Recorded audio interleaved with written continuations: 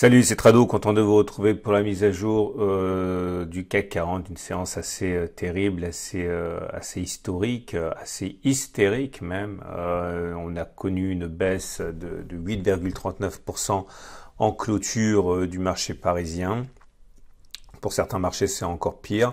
On va faire le bilan dans quelques secondes. Avant tout, comprendre ce qui se passe est important puisque cela donne une mesure de la durabilité ou pas de la crise actuelle.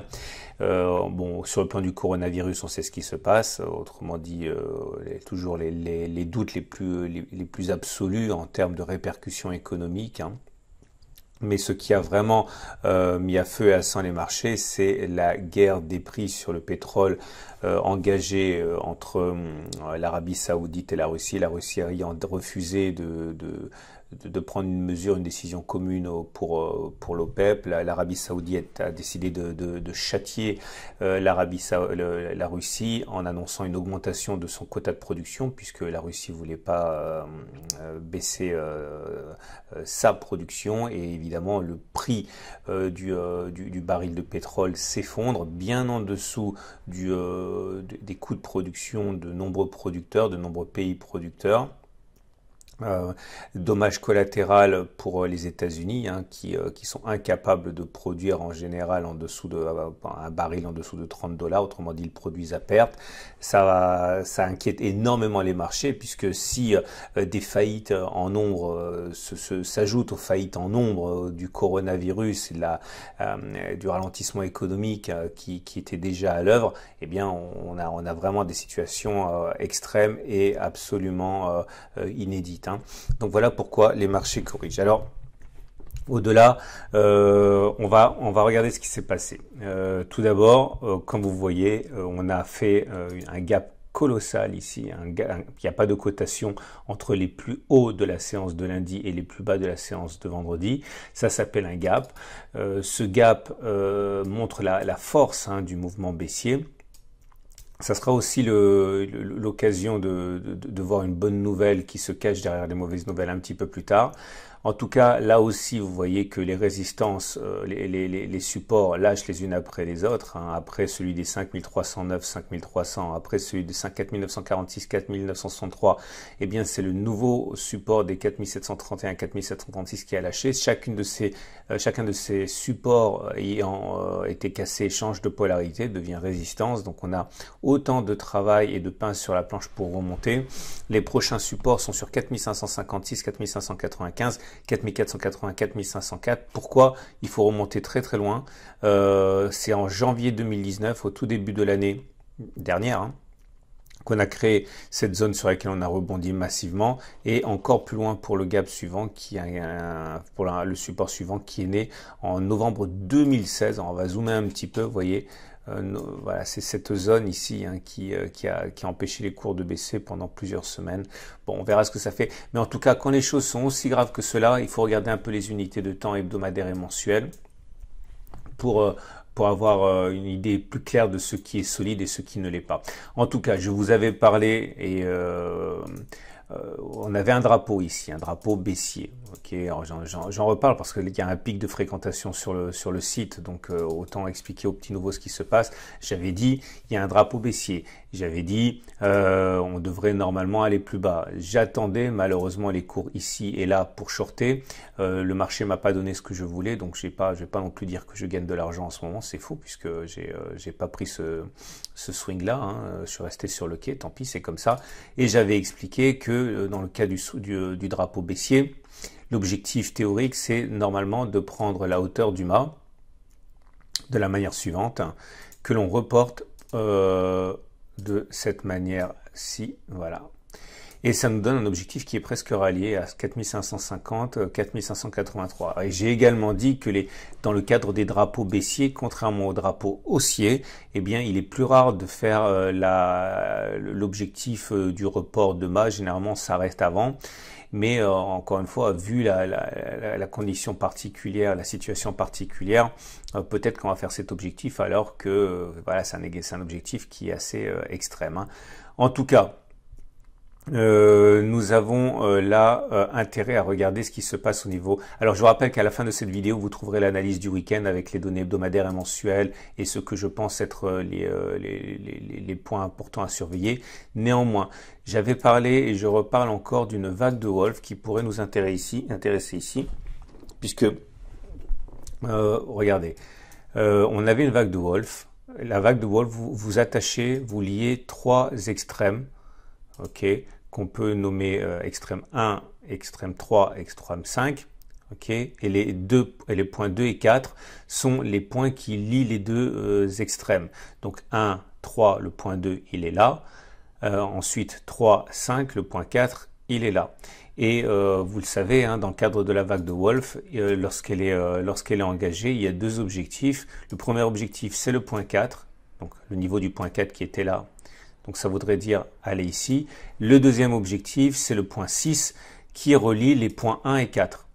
Okay, tout ça, c'est expliqué dans ma formation, dans mon pack tout trado, si vous voulez. Autrement dit, l'objectif serait d'aller impacter cette zone ici. En tout cas, on a un premier objectif qui est pas très loin, qui est à 4550.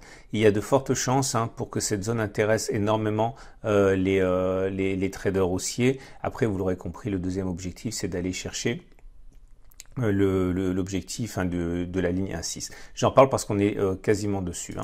Alors, on revient à notre graphe journalier. J'aimerais vous montrer plusieurs choses. Tout d'abord, ce qui m'intéresse le plus en l'occurrence, c'est pas trop la moyenne mobile à 7, la moyenne mobile à 20 que les Bollinger. Alors regardez ce qui se passe. Bon, la tendance c'est les baissières, on est en dessous de la M20 qui descend, on est en dessous de la M7 qui descend, etc. Mais non, ce qui m'intéresse le plus, c'est qu'on vient de faire un nouveau setup Tradobull. Le précédent a marché. Setup Tradobull, ça veut dire que l'on fait une bougie entière sans contact avec la Bollinger inférieure. Regardez ici, on a fait un T1, un T2, un T3, un T4, c'est-à-dire 4 bougies sous la Bollinger inférieure, mais qui ont touché la Bollinger inférieure. Par contre, cette bougie-là était un T1, c'est un setup Tradobull qui est une bougie, une cinquième clôture sous la Bollinger inférieure, mais qui ne touche pas du tout la Bollinger inférieure. J'avais expliqué que généralement, dans ce genre de situation, on a un rebond technique imminent. Alors, ça peut aller un petit peu plus bas, c'est ce qui s'est passé ici. Vous voyez, on est allé plus bas que la bougie du Tradobull. On peut même avoir un setup double Tradobull, mais généralement, quand c'est le cas, après on va chercher la M7, et lorsqu'on s'y reprend à deux fois, on peut aller chercher la M20. Donc je pense que, je vais le prendre de toute manière ce setup Tradobull. Je pense qu'on n'est plus très loin d'une reprise.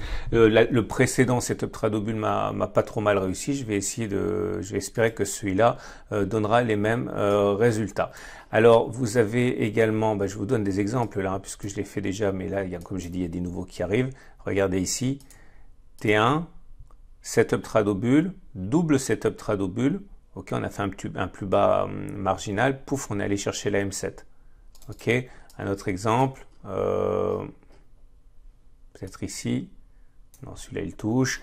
Il y en a plein à chercher, mais il ne faut jamais me croire sur parole. Il faut toujours regarder vous-même sur les graphes ce que vous pouvez trouver. Alors, regardez ici, pareil. Setup Tradobull, M7. Enfin, il y a un plus bas anecdotique, et puis M7. Mais bon, vous trouverez beaucoup d'exemples où, suite à un setup Tradobull, on va chercher également la M20. Voilà, c'est ici. Setup Tradobull, double setup Tradobull. Alors là, par contre, vous voyez, ça n'a pas forcément très bien marché, mais quand ça a marché après, derrière, vous voyez, on allait chercher directement la M20. Donc voilà, ça peut être assez intéressant. Je voulais vous parler également des indicateurs techniques. Ah oui, les indicateurs techniques, bon là malheureusement, il y a encore rien pour l'instant qui justifie une reprise de la hausse, puisque comme vous pouvez le voir, d'une part les volumes sont colossaux, ok, donc la baisse n'est pas anecdotique, mais vous avez toujours le CCI qui est dans sa zone de survente, vous avez le stochastique qui est dans sa zone de survente et sous son signal, le MACD sous son signal, les indicateurs techniques lents, MACD sous leur signal, momentum en dessous de 0, RSI dans sa zone de survente. Bon, il n'y a rien du tout de positif là-dedans. On va terminer bien sûr avec l'Ishimoku qui bon, est très baissier, mais avec également peut-être une bonne nouvelle, enfin une bonne nouvelle, on va dire, dans cet océan de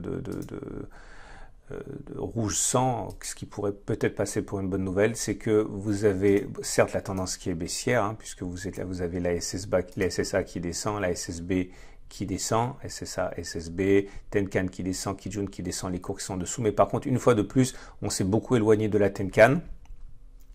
Et dans ces conditions d'éloignement par rapport à la Tenkan, il est rare que l'on ait beaucoup d'initiatives chez les traders Ichimoku, hein, qui préfèrent que l'on se rapproche de la Tenkan ici pour lancer une nouvelle vague. Bon, voilà où on en est. Donc, bon, vous l'aurez compris, hein, j'ai pris une petite position haussière. Bon, encore une fois, hein, soit on a un setup, soit on n'en a pas. Moi, j'en ai un. J'ai un stop qui est assez large. Alors, attendez, je vais vous remettre l'Ichimoku, je vais remettre la Bollinger, je vais remettre la M7. Qui est là, ok.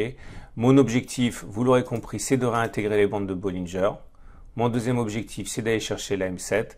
Et je pense que cette fois-ci, je vais même viser un retour sur la M20. Et on verra comment ça se passe. Mais encore une fois, hein, rien ne vous oblige à trader. Ok, absolument pas, hein, dans des conditions difficiles comme celles auxquelles on assiste maintenant. Trader relève quand même bon, ça, il faut avoir de l'expérience. Je vous souhaite une excellente journée et je vous dis à demain pour la mise à jour.